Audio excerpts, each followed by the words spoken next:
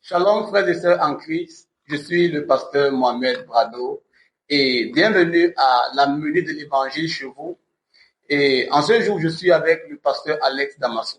Pasteur Alex Damaso, bonjour. Bonjour, pasteur Mohamed. Bienvenue à la menue de l'évangile chez vous. Merci.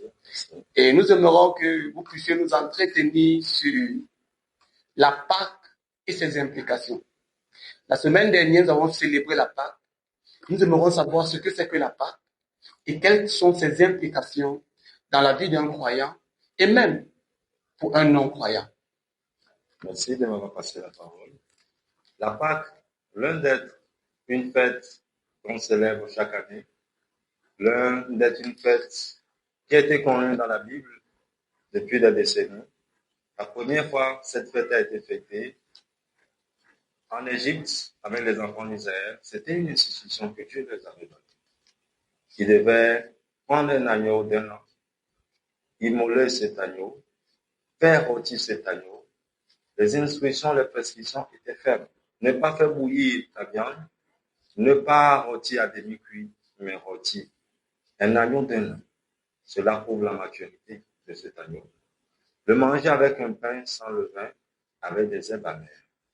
Après cela, ils devaient passer le sang de cet agneau sur leur porte, et cela représentait la préservation quand l'ange de la mort devait passer la nuit. Parce que cette nuit, Dieu a pris tous les premiers-nés d'Égypte.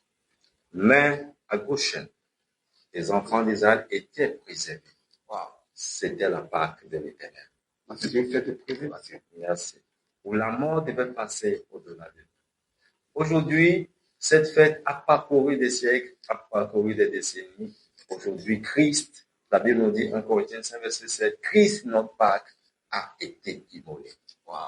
Cela voudrait dire également pour nos chrétiens, ceux qui acceptent l'œuvre de la croix, cela veut dire la mort et la résurrection du Seigneur Jésus est pour notre préservation. Cela nous délivre de la mort également, c'est-à-dire les choses communes ordinaires qui arrivent au commun d'un mortel ne peut pas arriver aux chrétiens qui acceptent l'œuvre de la croix. Parce que ce sang n'a pas été versé en fait. Et par implication, nous pourrons comprendre que la Bible nous dit également loin dans 1 Corinthiens chapitre 15, verset 55, l'apôtre Paul nous dit, ô mort, où est ton équilibre? Ô mort, où est ta victoire?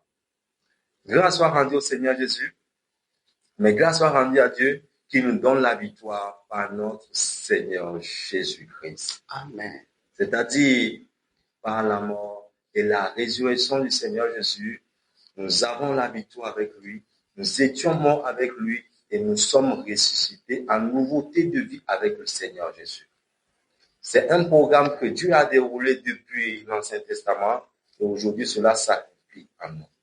Donc, nous qui acceptons l'œuvre de la croix, nous avons la mort nous avons la victoire sur la mort. Je vous en prie. Nous avons également la victoire sur le péché parce que les guignons de la mort, c'est le péché. Et nous avons également la victoire sur la pauvreté, sur la maladie et toute autre chose que l'ennemi pourra tirer profit du commun des mortels. C'est un grand message pour nous. C'est un très grand message pour le corps de Christ et pour le monde entier. Dieu s'est choisi Israël comme son prémisse pour pouvoir atteindre le monde entier. Aujourd'hui, ce n'est plus l'histoire d'Israël. Quand la Bible dit, Jean 3,16, vous connaissez bien ce verset? Car Dieu a tant aimé le monde, tu as donné son Fils unique, afin que quiconque croit en lui ne périsse point, mais qui ait la vie éternelle. Merci beaucoup. Je m'en vais également dire que ce que Dieu demande maintenant de ceux qui n'ont pas encore reçu Jésus, c'est d'accepter le Seigneur Jésus comme le Seigneur et Sauveur personnel. Sauf ça, nous prions pour la miséricorde de Dieu pour eux, mais pour qu'ils puissent vraiment bénéficier de tous les avantages que nous avons au travers de la résurrection, de sa mort, de sa résurrection et de sa glorification, ce serait un peu délicat. Parce que tu ne peux pas ne pas appartenir au royaume pour pouvoir bénéficier de tout ce qu'il y a dans le royaume. J'espère que j'ai bien répondu à votre question. Wow. Donc la Pâque est une fête, la Pâque est une célébration, la Pâque est une commémoration. L'agneau devait être immolé et le Seigneur Jésus-Christ est cet agneau pascal-là. Son cousin Jean le Baptiste l'a identifié et a dit, voici l'agneau de Dieu qui ôte le péché du monde. Donc, en d'autres termes, durant la Pâque, le Seigneur Jésus a ôté notre péché. 2 Corinthiens 5, 21 dit, lui qui n'a pas connu le péché, Dieu l'a fait devenir péché, afin que nous devenions la justice de Dieu. Donc, c'est une fête de délivrance. C'est une fête de liberté. Le peuple de Dieu a été libéré de l'oppression égyptienne pour la terre promise. C'était la mélodie de l'évangile Chauveau avec le pasteur Mohamed.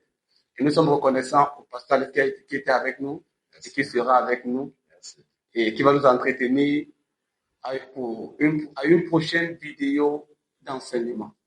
Tout le plaisir pour moi. Merci. Ouais.